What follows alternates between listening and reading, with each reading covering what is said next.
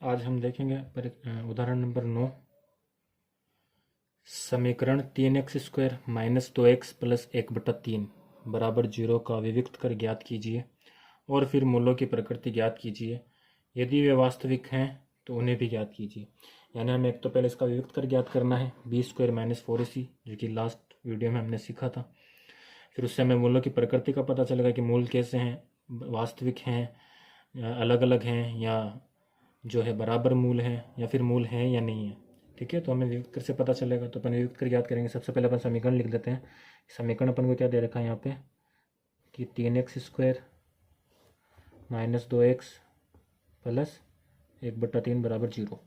इससे अपन को a, b और c के मान लिखने हैं। a का मान यहाँ पर अपने पास है 3, b का मान अपने पास आएगा -2 और c का मान अपने पास है 1/3। अब हमें इसका विविक्त कर ज्ञात करना है। समीकरण का विविक्त कर क्या होता है, b² माइनस 4ac।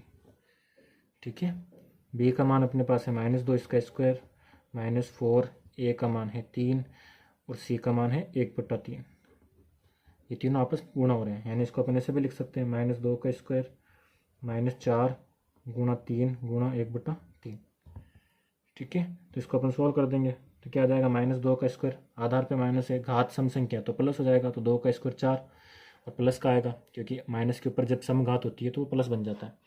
ठीक है, और यहाँ पर ये जो 3 है, इस 3 से ये 3 कट जाएगा, बचेगा क्या, -4 × 4, 4 - 4 क्या होता है, 0।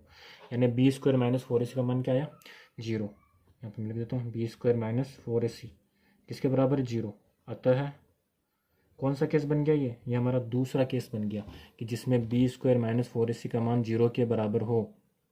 तो जो समीकरण के मूल जो होते हैं वो वास्तविक होते हैं और बराबर होते हैं। तो अपन यहाँ पे क्या लिख देंगे, अतः समीकरण के मूल वास्तविक व बराबर, बराबर मतलब दोनों x के जो मान हैं वो सेम आएंगे, बराबर होंगे। ठीक है, अब है बराबर तो हमें उनको ज्ञात भी करना है। ठीक है, और जब बराबर होते हैं तो वास्तविक मूल्य क्या आते हैं, वो आते हैं x बराबर -b/2a। ये आपका मान आएगा x का। ठीक है, -b/2a और -b/2a, यानी दोनों सेम। तो इसको अपन सोल्व करेंगे तो b का मान अपने पास, देखो पहले माइनस तो लगाना ही है, फिर b का मान रखना है, और b का मान क्या है अपने पास, b का मान -2 है, तो -2 एक बार और लिखेंगे यहाँ पे, बटे 2 साथ में है, a का मान यहाँ पे लिखना है, तो 2 × 3 2a। ठीक है, ये माइनस माइनस प्लस बन जाएगा। ठीक है, तो प्लस बन के हो जाएगा 2/2 × 3।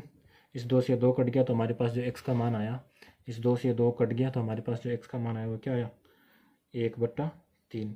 तो इसके दो मूल आएंगे, कौन कौन से, 1/3 और 1/3। ये हमारे समीकरण के दो मूल आएंगे जो कि दोनों सेम हैं, क्योंकि b² माइनस 4ac का मान 0 के बराबर आया है।